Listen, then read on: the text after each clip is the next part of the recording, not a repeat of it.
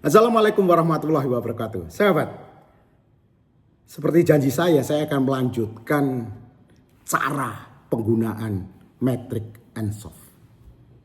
Tapi saya akan mereview sebentar mengenai pemahaman Ansoff Matrix.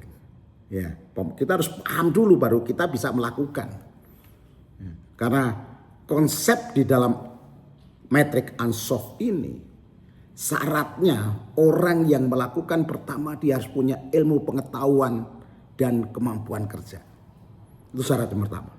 Syarat yang kedua, dia dengan memiliki ilmu pengetahuan dan kemampuan kerja, dia mampu melakukan inovasi. Syarat yang ketiga adalah orang yang akan menerapkan Metric Ansoff harus memiliki etos kerja yang tinggi. Syarat yang keempat adalah orang yang mengimplementasi Ansoff Matrix harus memiliki etika dan adab-adab di dalam bekerja. Baru dia bisa menerapkan Ansoff Matrix. Sahabat, saya ingin mengingatkan saja bahwa tujuannya memahami Ansoff Matrix adalah untuk membantu bisnis mengidentifikasi dan mengevaluasi berbagai pilihan pertumbuhan yang tersedia, sehingga kita bisa memilih strategi yang paling sesuai dengan kondisi dan tujuan perusahaan. Oleh sebab itu perlu syarat tadi, memiliki ilmu pengetahuan dan kemampuan kerja dan mampu melakukan inovasi. Dan memiliki etos kerja serta memiliki etika dan adab-adab kerja. Itu syaratnya supaya berhasil. Nah, Metric Ansoff adalah alat perencanaan strategis. Ingat, alat perencanaan strategis yang membantu Anda, yang membantu bisnis Anda menentukan strategi pertumbuhan dengan menganalisis kombinasi situasi produk dan situasi pasar.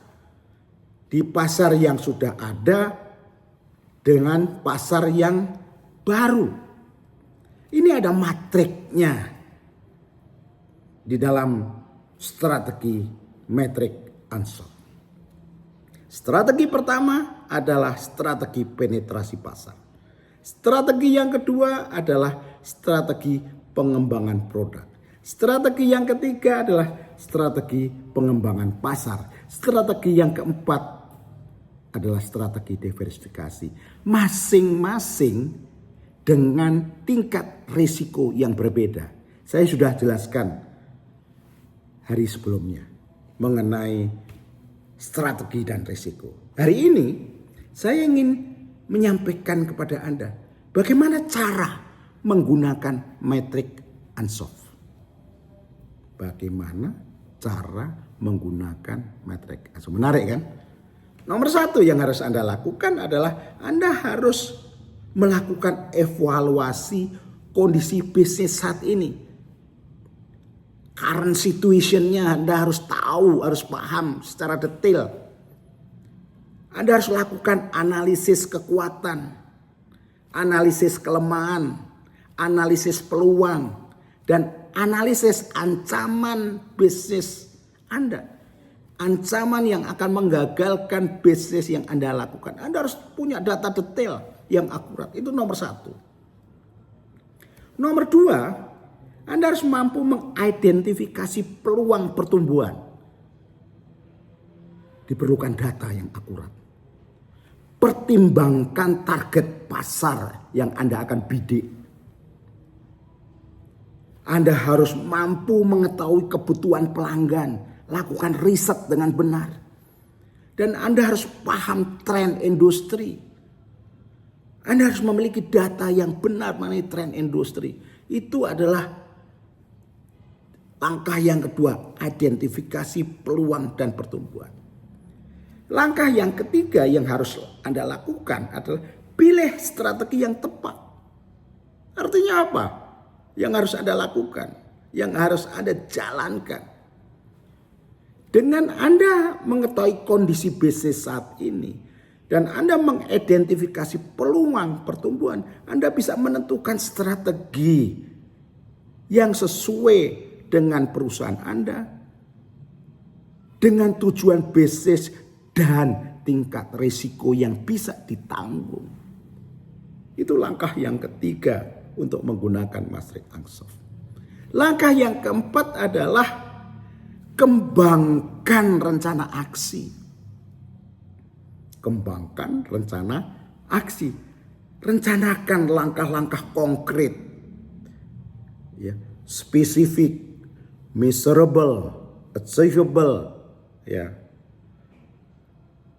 reliable, berdasarkan waktu, time bound, waktu yang mengikat untuk mengimplementasi strategi yang dipilih. Jadi rencana aksi harus jelas, harus terukur, harus mudah dipahami, ya, harus tertulis supaya semua memahami apa yang harus dilakukan di perusahaan Anda. Langkah yang kelima adalah pantau dan evaluasi. Secara rutin dan reguler. Lacak kinerja bisnis. Apakah sudah sesuai dengan strategi yang telah dilakukan?